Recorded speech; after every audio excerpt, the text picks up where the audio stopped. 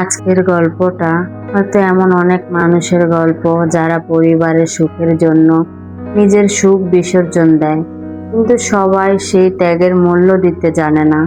রায়হান মধ্যপ্রাচ্যের এক দেশে নির্মাণ কাজ করত।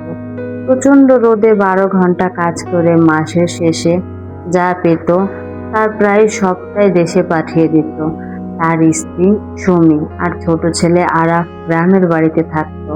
প্রতিদিন ভিডিও কলে রায়হান বলতো, আর একটু কষ্ট করো, বাড়িটার কাজ শেষ হলেই আমি চিরদিনের জন্য ফিরে আসব।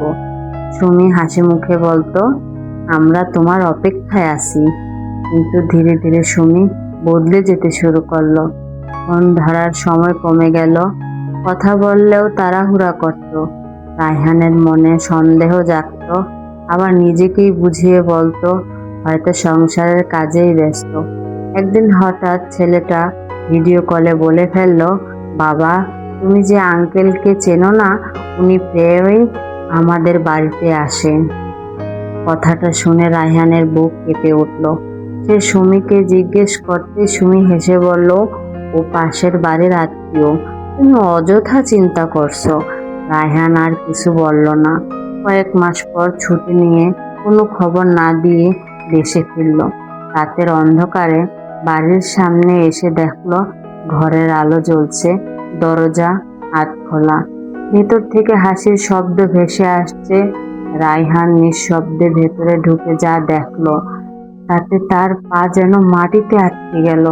সুমি ঘরে এক অপরিচিত পুরুষের সঙ্গে বসে গল্প করছে।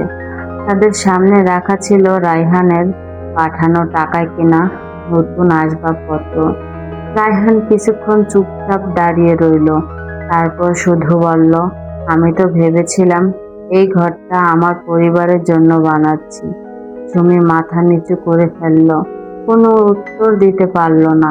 পাশের ঘরে ছোট্ট আরাফ দৌড়ে এসে বাবাকে জড়িয়ে ধরে বলল কাঁদতে কাঁদতে, বাবা, তুমি আর বিদেশে যেও না, আমি তোমাকে খুব মিস করি। সেই মুহূর্তে রায়হানের চোখে ভিজে উঠল।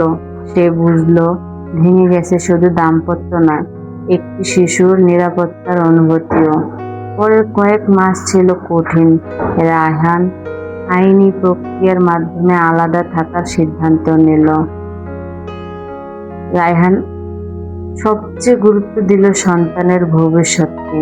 সে আরাফকে বলল, মানুষ ভুল করতে পারে, কিন্তু তুমি বড় হয়ে কখনো কারো বিশ্বাস ভেঙো না। বছর দুয়েক পর আরাফ স্কুলে রচনা লিখল, আমার বাবাই আমার নায়ক, কারণ তিনি কষ্ট পেয়েও আমাকে ভালোবাসা দিতে ভুলে যাননি।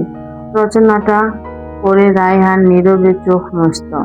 সে বুঝল সব হারিয়েও একজন মানুষকে জিততে পারে, যদিও সে নিজের মানবিকতা আর সন্তানের প্রতি দায়িত্ব ধরে রাখতে পারে।